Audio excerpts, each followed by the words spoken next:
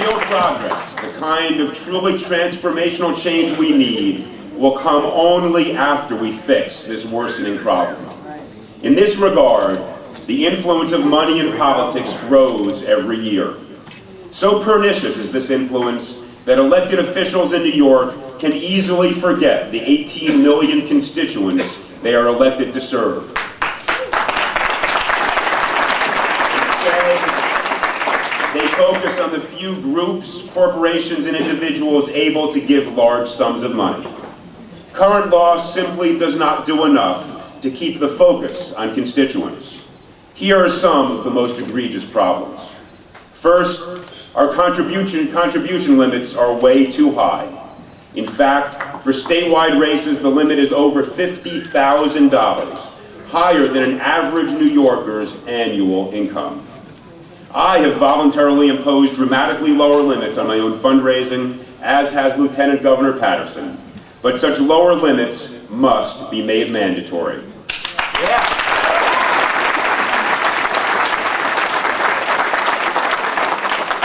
I will not support a law that does not significantly and dramatically reduce contribution limits, at least to the point that they match what I have done voluntarily. Current law allows for unlimited soft money contributions to party housekeeping accounts. Unlimited contributions of any kind are unacceptable.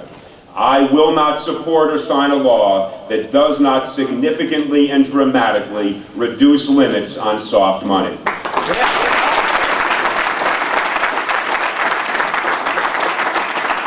Current law allows PACs to give unlimited amounts of money each year. Indeed, in 2006, the top 4 highest spending PACs contributed more than $1 million each, exerting far more influence on New York's political system than an average resident could even dream of. I will not support or sign a law that does not significantly and dramatically curb the amount of money a PAC is able to donate each year.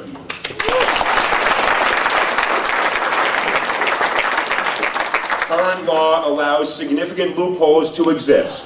While corporations are allowed to donate no more than $5,000 per year, corporations create an unlimited number of subsidiaries to funnel money to candidates and parties through those subsidiaries.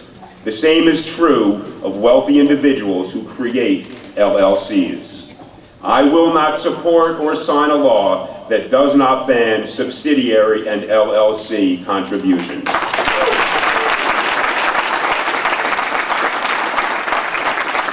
Finally, the current system provides no incentive to follow the laws that do exist.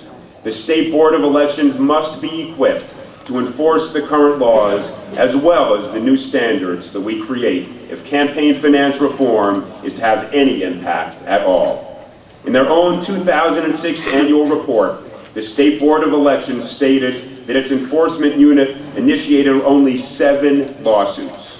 It also stated, quote, at the end of the year, $12,757 was collected in fines. $12,000 compared to the tens of millions contributed.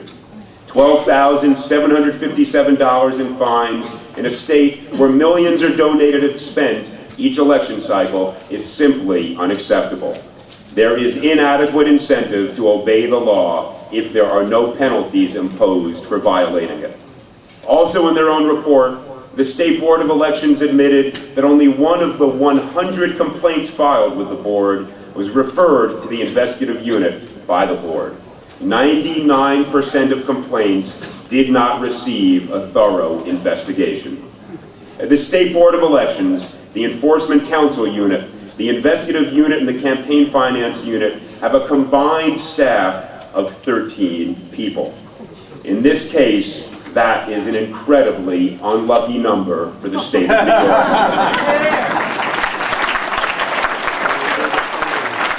We have begun to correct this problem.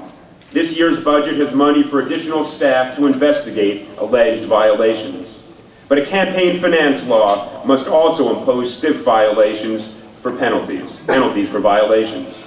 I will not support any legislation that does not fundamentally change the Board of Elections' ability to enforce the law. and we have many ideas that you have been part of to do that. I've been working with many of the people in this room to change things. Your leaders have assisted and inspired me and my staff in a concerted effort to convince the state legislature to embrace meaningful reform. Together, we are working hard to reach an agreement on a landmark reform bill, a bill that will truly transform the way campaigns are financed in New York, one that addresses each and every one of the failings I just described. We are close to a resolution, but there is still much resistance. You should know that the majority conferences in the Senate and the Assembly are caucusing this afternoon to decide if they can accept the bill. As I noted in the beginning, today is an important day because it is a crossroads for the state legislature. If the conferences refuse to accept the tenets I've laid out, you must hold them accountable for years to come.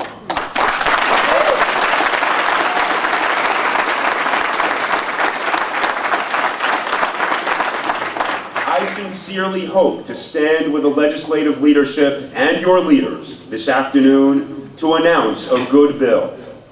But if they won't join me, I will stand with you to tell the public about the opportunity that has been missed.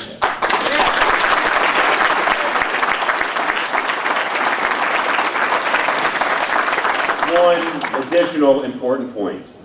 A bill changing the campaign finance regulations is only the first step. If we get a good bill, we must then turn to the vital work of full public financing.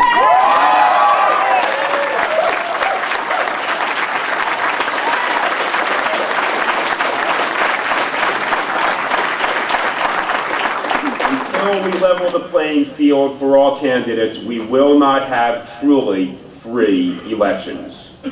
In addition, we must continue to push for election law reform.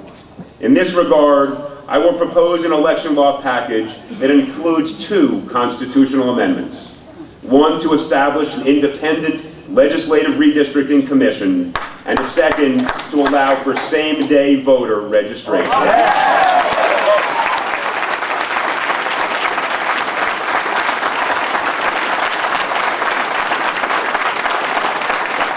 In addition, I will propose legislation eliminating many of the onerous ballot access provisions that still exist. These measures, combined with campaign finance reform, will mean truly competitive elections and truly responsive government. Allow me to mention 2 other important reform initiatives before I close. I will propose a constitutional amendment for merit selection of state court judges.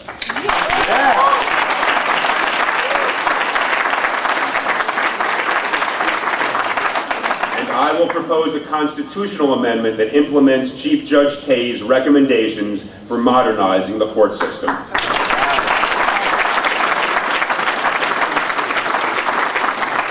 I also will propose legislation that will make authorities more transparent and accountable, including creating a fiduciary duty on the part of all authority board members. It would restructure the Public Authorities Control Board and increase disclosure requirements for all authorities. I will conclude now, as I began, by thanking you for being here today out of a concern for the direction of our state and a commitment to change things for the better. You've been meeting here year in and year out, fighting the good fight. This year is different because of the potential it has. We're on the cusp of something very positive, but you must continue to push forward. As I noted, today is the day that the legislature will reveal its true colors. Let them know that you and all the citizens of the state are watching. Let them know that you will commend and congratulate them if they do what is right and proper.